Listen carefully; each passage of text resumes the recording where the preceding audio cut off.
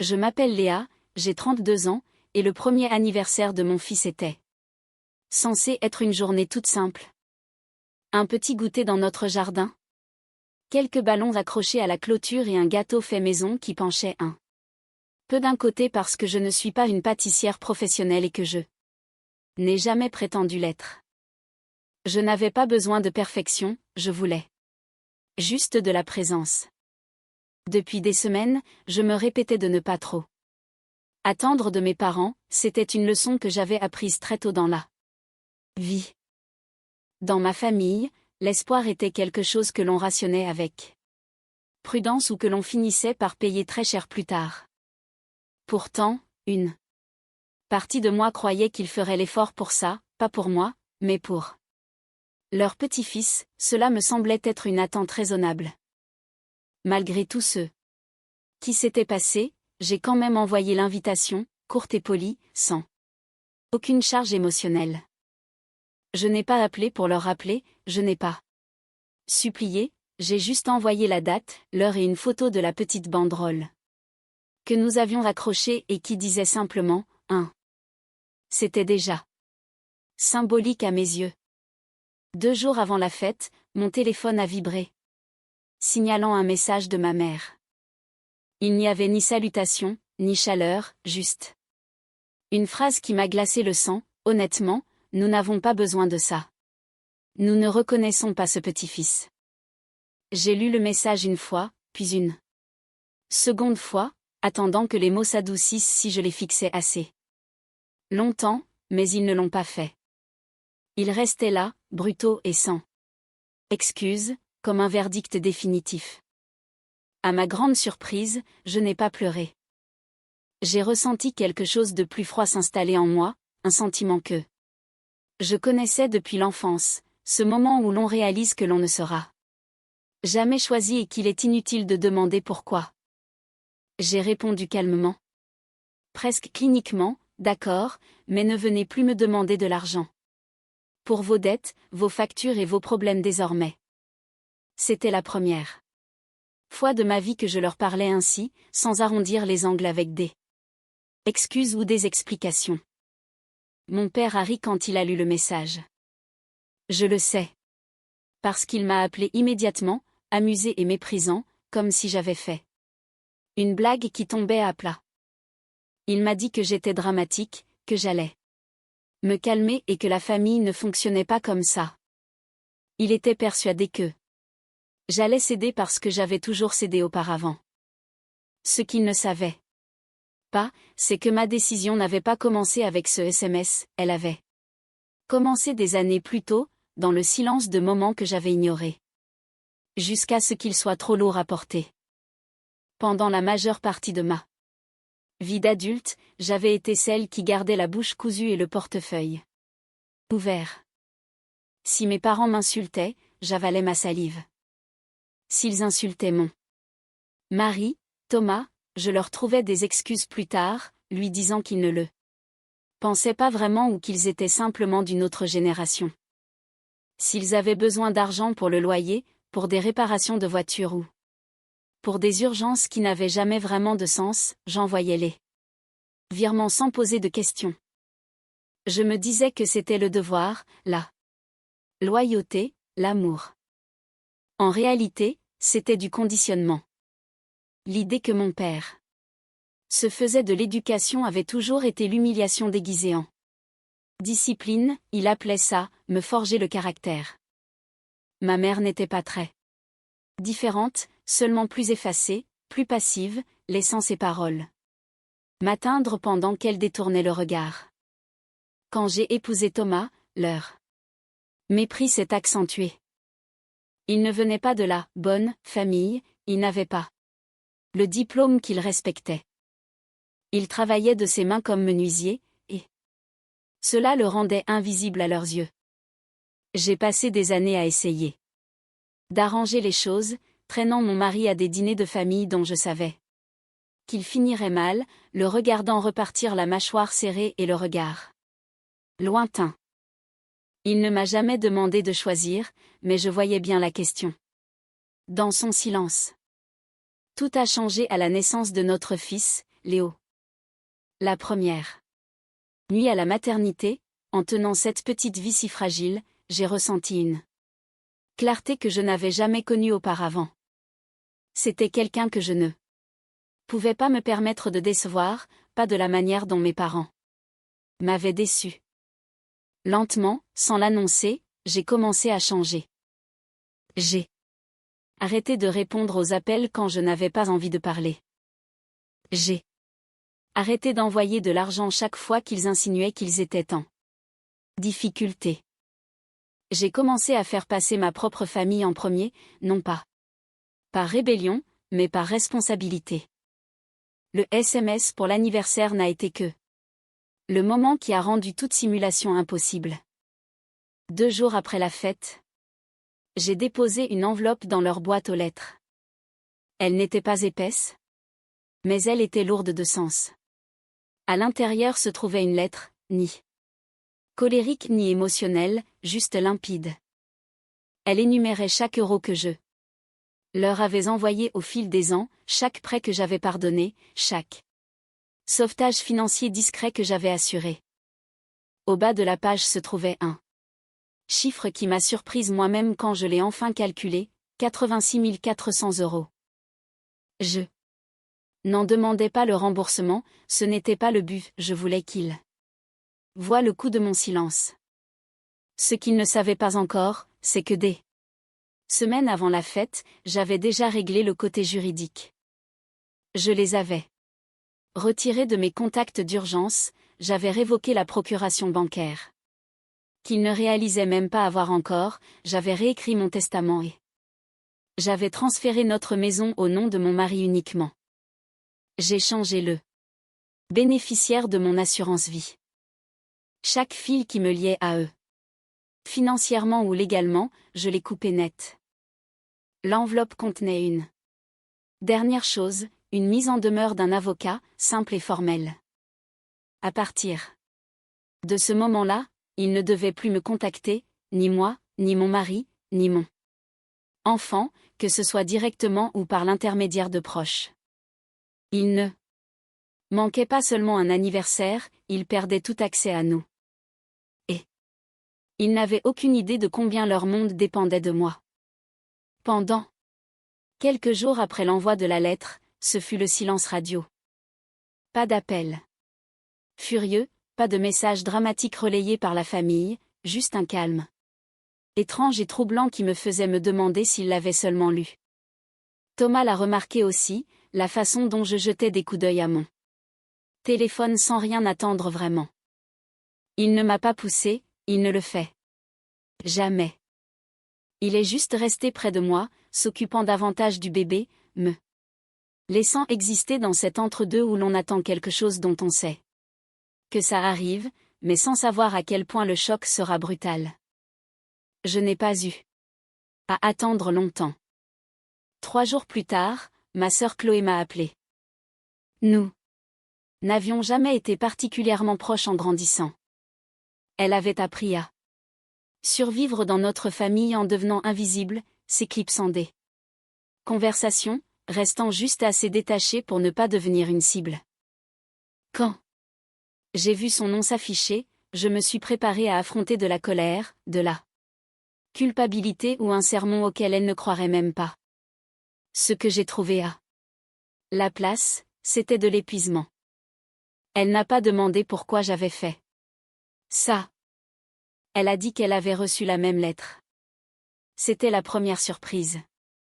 Je n'avais envoyé qu'une enveloppe à mes parents, mais apparemment, ma décision avait déclenché quelque chose de plus grand que ce que j'imaginais. Dès que l'argent a cessé de venir de ma part, il s'était tourné vers elle, comme il l'avait toujours fait, tranquillement et sans honte. Il l'avait saignée à blanc elle aussi, des réparations de voitures qu'elle n'avait jamais conduites, des factures de cartes de crédit qu'elle n'avait pas contractées, un prêt pour lequel elle s'était portée caution et dont elle n'avait jamais vu un centime. L'écoutant faire la liste, j'avais l'impression de regarder un miroir déformé de ma propre vie. Elle semblait en colère, mais sous cette colère perçait un soulagement, celui que l'on ressent quand on réalise enfin qu'on n'est pas fou. De se sentir utilisé. Elle m'a raconté qu'elle avait parlé à notre mère la veille. Maman pleurait, disant qu'elle ne comprenait pas pourquoi je faisais ça. Que je surréagissais et que je les punissais pour rien. Chloé a dit qu'elle n'avait pas discuté, elle avait juste écouté. Puis elle m'a confié quelque chose que je n'attendais pas du tout. Elle m'a dit que ma lettre avait été un électrochoc pour elle, qu'elle et sa fiancée avaient décidé de rompre définitivement avec l'emprise familiale et qu'elle déménageait à l'autre bout de la France dans un mois. Elle a dit qu'elle avait passé des années à voir nos parents nous traiter comme des ressources au lieu de nous traiter comme des filles, et qu'elle ne voulait plus de cet avenir-là. Puis elle m'a demandé si elle pouvait venir voir Léo avant de partir, pas par obligation, pas parce que nos parents l'attendaient, mais parce qu'elle voulait connaître son neveu. Proprement, sans le bruit et la manipulation. Quand j'ai raccroché, mes mains tremblaient, mais pas de peur, c'était la réalisation que quelque chose de nouveau se formait là où quelque chose de vieux venait de s'effondrer. 2 semaines après l'anniversaire, mon père a fini par répondre, non pas par des excuses ou un appel, mais par un email court et amer. L'objet disait, c'est quoi tout ça? Pas de salutation, pas de ponctuation, juste 5 mots d'un homme qui avait bâti toute sa vie sur le fait de prétendre que rien ne pouvait jamais l'atteindre. J'ai lu le message une fois, puis je l'ai fermé. Je n'ai pas répondu. Cet email ne visait pas la compréhension, il visait le contrôle. Il voulait que je m'explique, que je justifie pourquoi j'avais enfin arrêté de faire ce qu'on me disait. Le silence était la seule réponse qu'il ne savait pas combattre. C'est là que la panique a commencé à se propager. Des parents éloignés que je n'avais pas vus depuis des années ont commencé à me contacter, portant tous le même message sous des tons différents. Mon oncle a laissé un message vocal me disant que je devrais faire la paix avant que les choses n'empirent. Une cousine a envoyé un message à mon mari sur les réseaux sociaux, lui demandant s'il pouvait me ramener à la raison. Ils répétaient tous la même phrase comme s'il s'agissait d'une écriture sainte, ce sont tes parents. Tu n'en as qu'une paire. Je les ai tous ignorés, non pas parce que je m'en fichais, mais parce que je comprenais enfin ce qu'ils faisaient, ils tiraient sur chaque ficelle qu'il leur restait, espérant que l'une d'entre elles soit encore attachée. La limite a été franchie quand ma mère a contacté Thomas directement. Le message était long, venimeux et profondément révélateur. Elle l'accusait de m'avoir empoisonné contre eux, de m'avoir transformée en une étrangère. Elle disait que notre enfant ne ferait jamais vraiment partie de la famille. Elle nous traitait d'égoïstes, d'ingrats, et nous prévenait que si nous voulions jouer à ce jeu, nous perdrions bien plus que la famille. Le message se terminait par une phrase qui m'est restée sur le cœur longtemps après l'avoir lue. Nous l'avons faite, et nous pouvons la défaire. C'est à ce moment-là que tout est devenu limpide. Il ne s'agissait pas seulement de sentiments blessés ou d'un malentendu générationnel, c'était une question de droit de propriété, de contrôle, la croyance que parce qu'il m'avait élevé, il possédait ma vie, mon enfant et chaque euro que je gagnerais. J'ai transféré le message à mon avocat et je lui ai demandé de l'ajouter au dossier. Nous avons entamé les démarches pour une ordonnance de protection formelle, non pas par envie d'escalade, mais par besoin de protection. Les limites ne fonctionnent que si l'on est prêt à les faire respecter. Ensuite, je m'en suis prise aux choses qu'ils avaient toujours tenues pour acquises. Le contrat d'électricité était à mon nom, je l'ai résilié. L'abonnement de gaz a suivi. Leur forfait téléphonique faisait partie d'un pack familial que je payais depuis la fin de mes études, j'ai tout coupé. Le crédit de la vieille voiture de ma mère était encore partiellement à mon nom, j'ai appelé la banque pour signaler une Utilisation non autorisée et le véhicule a été saisi dans la semaine.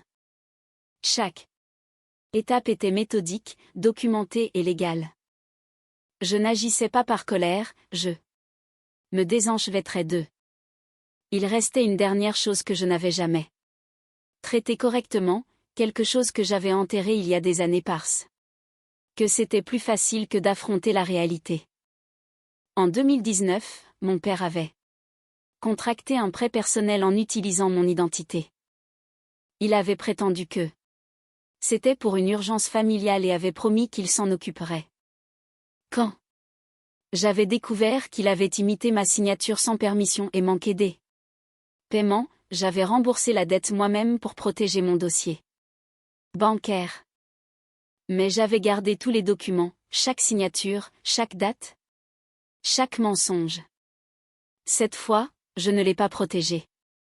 J'ai déposé une plainte pour usurpation d'identité auprès de l'organisme de crédit et j'ai demandé une enquête. En 48 heures, les comptes bancaires de mes parents ont été gelés. Pendant que l'unité de lutte contre la fraude passait au peigne fin chaque transaction liée à ce prêt. J'ai appris ce qui se passait par ma sœur qui m'a envoyé un SMS en majuscule pour me demander ce que j'avais fait, me disant qu'il perdait la tête. J'ai répondu par une seule phrase, j'ai enfin arrêté de les protéger. Ce jour-là, mon mari et moi avons emmené notre fils à l'aquarium. Nous l'avons regardé coller ses petites mains contre la vitre, fascinés par le mouvement lent des poissons. Nous avons mangé des glaces, nous avons ri. Pour la première fois depuis longtemps, je me sentais mère au lieu d'être une fille tiraillée entre deux mondes. Ma mère a essayé de m'appeler depuis le téléphone d'une voisine ce soir-là. Elle a laissé un message en pleurant, disant qu'ils avaient peur, qu'ils avaient froid et qu'ils ne pouvaient même plus acheter de nourriture. Je l'ai écouté une fois et je l'ai supprimé. Je n'ai pas ressenti de culpabilité, je me sentais enfin éveillée. Comme si j'étais sortie d'un brouillard qui me suivait depuis l'enfance. Quand on passe toute sa vie à s'entendre dire que l'on doit tout aux autres simplement pour avoir existé, la liberté ressemble d'abord à une trahison, puis elle commence à ressembler à de l'oxygène.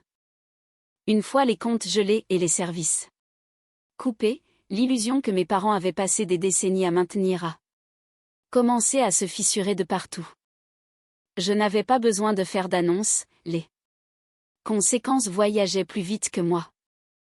Les gens parlent quand le confort disparaît, et mes parents avaient bâti leur vie sur l'hypothèse que quelqu'un d'autre interviendrait toujours pour amortir la chute. Le premier signe fut le silence de mon père.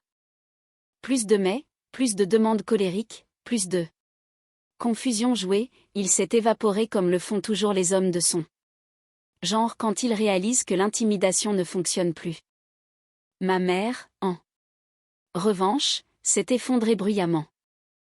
Elle a tenté tous les canaux possibles qui ne violaient pas techniquement l'interdiction de contact, des messages par des cousins, des mots déposés par des voisins, un message vocal laissé à ma sœur là, suppliant de régler ça avant que ça ne dégénère. Chloé n'a pas répondu. Elle était déjà loin, entamant une vie qui lui appartenait enfin. Une semaine plus tard, j'ai appris par le voisinage que les choses devenaient sérieuses. La banque avait déclenché une révision plus large et rien ne correspondait.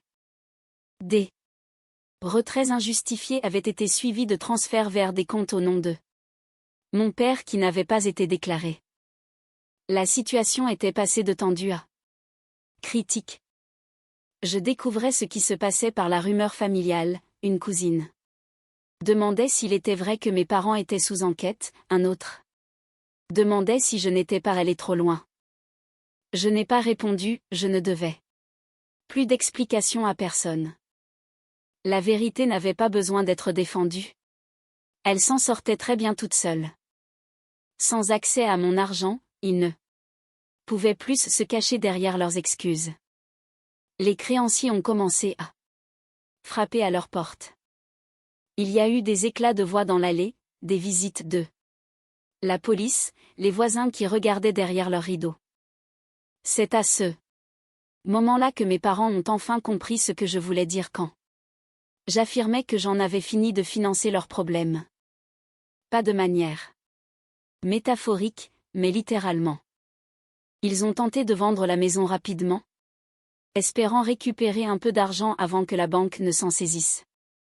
L'annonce est parue sans photo au début, un travail bâclé avec un langage vague. Sur des « vendeurs motivés ». J'ai reconnu la tactique immédiatement, ils n'essayaient pas de vendre au juste prix, ils essayaient de s'enfuir.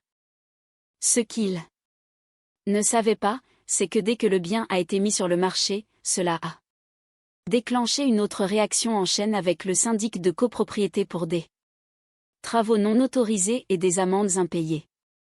Chaque offre de vente s'effondrait. J'ai entendu par ma tante, qui appelait en prétendant prendre de mes nouvelles, que mes parents étaient à bout de nerfs, qu'ils se sentaient trahis et qu'ils ne comprenaient pas comment tout avait pu dérailler si vite. Je l'ai écouté calmement puis je lui ai dit quelque chose que je n'avais jamais dit à voix haute, ils n'ont pas déraillé. Ils étaient au bord du gouffre. Depuis des années.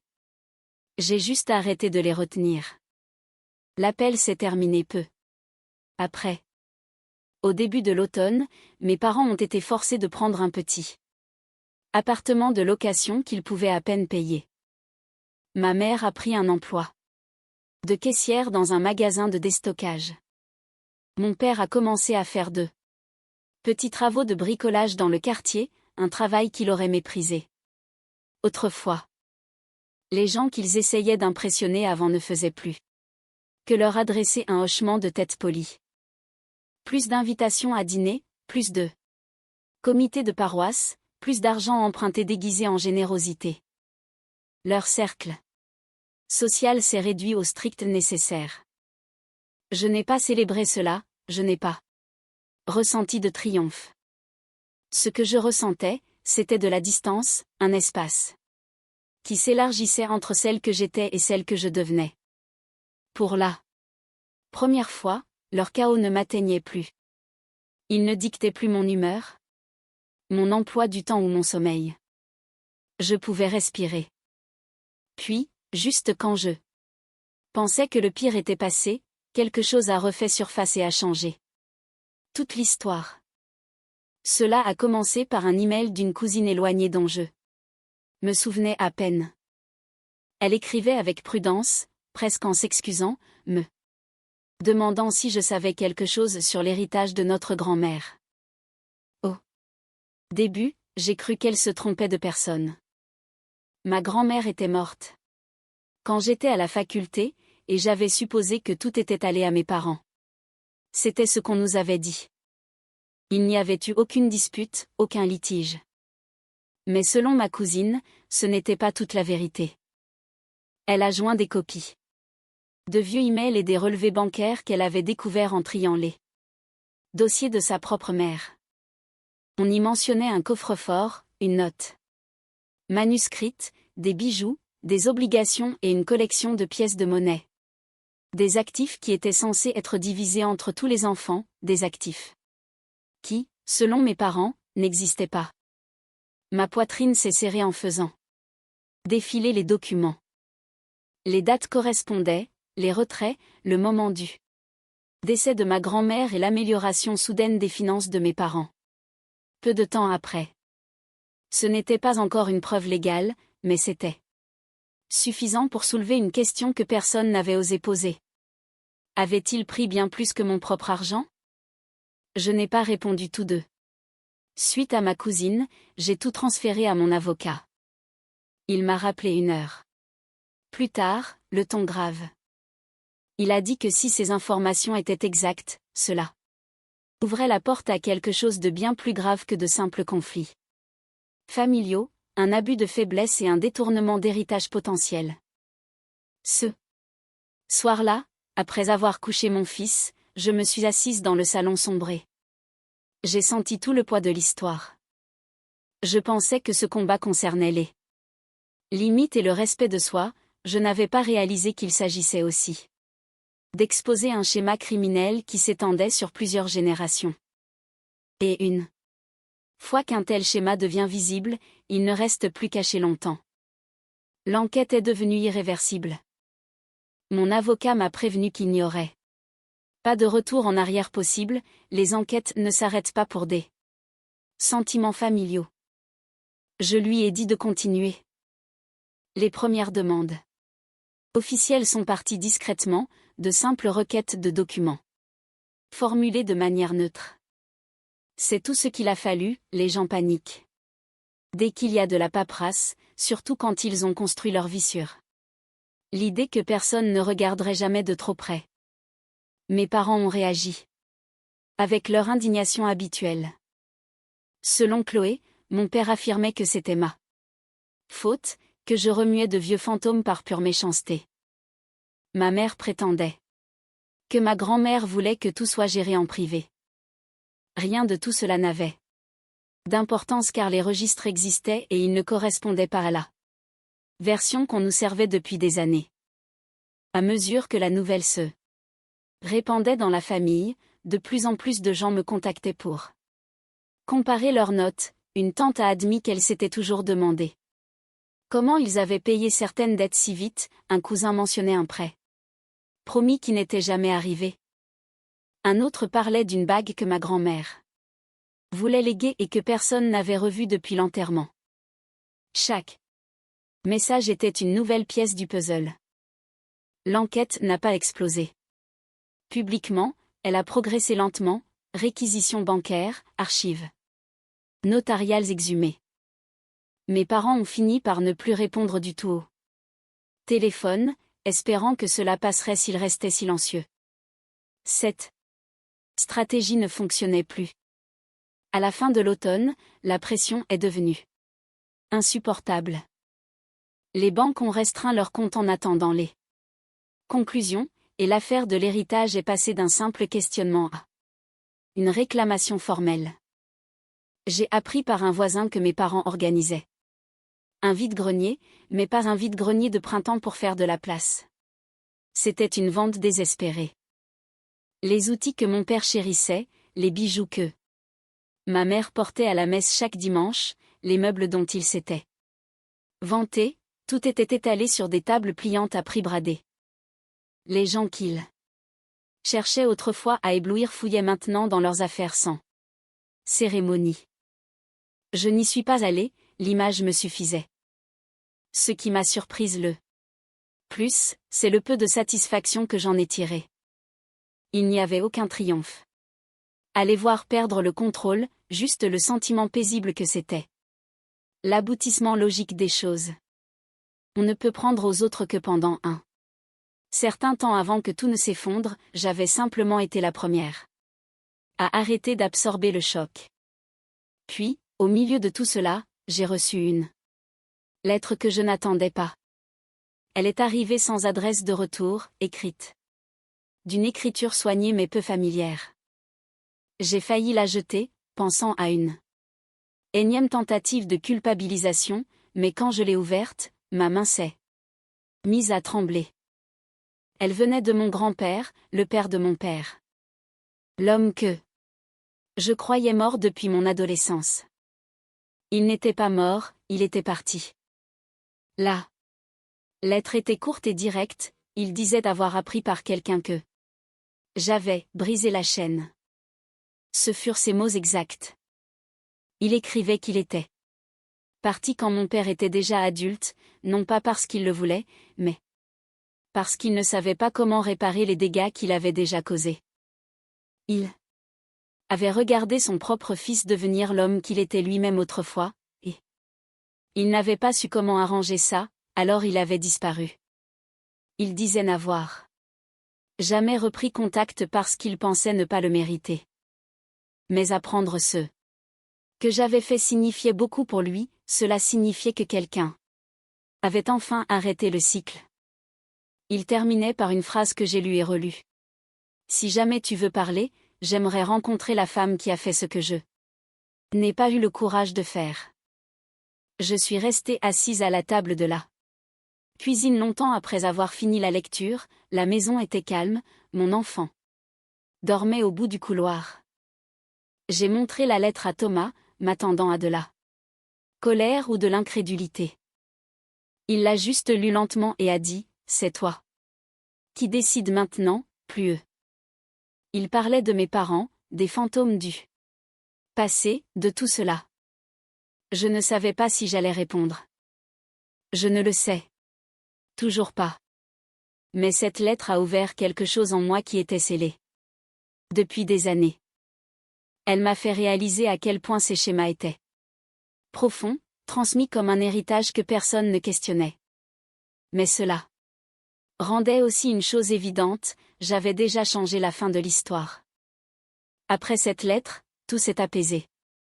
Non pas que le chaos autour de mes parents ait cessé, mais il ne semblait plus m'appartenir.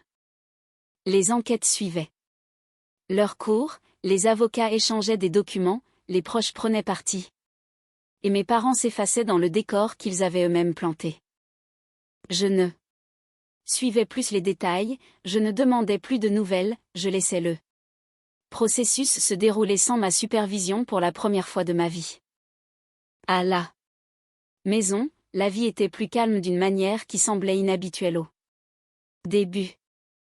Mon fils a appris à marcher, puis à courir, puis à rire de choses qui n'avaient de sens que pour lui. La patience de mon mari, que j'avais toujours admirée, me semblait encore plus profonde maintenant. Nous avons instauré des routines qui n'impliquaient plus de se préparer à la prochaine crise ou à la prochaine demande d'argent. Plus d'appels nocturnes au secours, plus de calculs.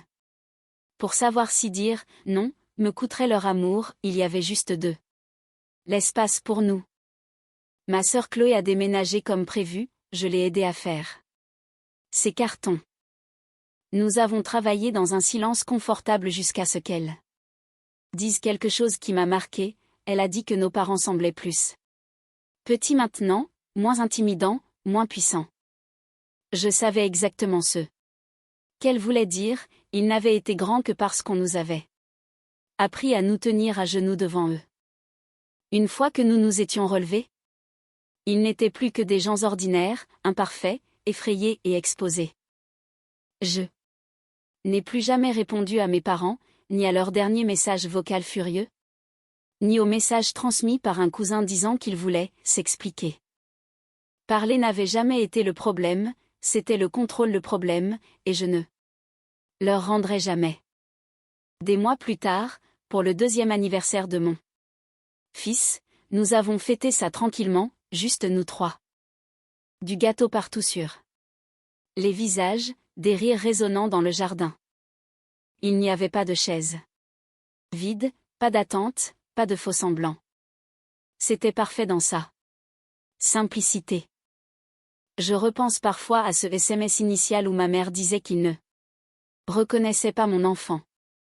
J'ai réalisé qu'elle avait tort d'une manière qu'elle ne comprendrait jamais, la reconnaissance n'est pas quelque chose que l'on déclare, c'est quelque chose que l'on mérite en étant présent, en protégeant, en choisissant l'autre même quand cela a un coût. Il ne nous avait pas reconnus parce qu'il n'en avait jamais eu l'intention. Je ne sais toujours pas si je répondrai à mon grand-père. Peut-être qu'un jour je le ferai. Peut-être pas, mais je ne ressens aucune pression. Pour la première fois, mes choix m'appartiennent entièrement. Briser un cycle n'est pas toujours spectaculaire. Parfois, cela ressemble juste au silence, au fait de s'éloigner, de refuser de se justifier auprès de gens qui n'ont jamais écouté. Mes parents ont perdu bien plus que l'accès à mon argent, ils ont perdu l'accès à ma vie. Et ce que j'ai gagné en retour est quelque chose dont je ne savais même pas que je manquais, la paix.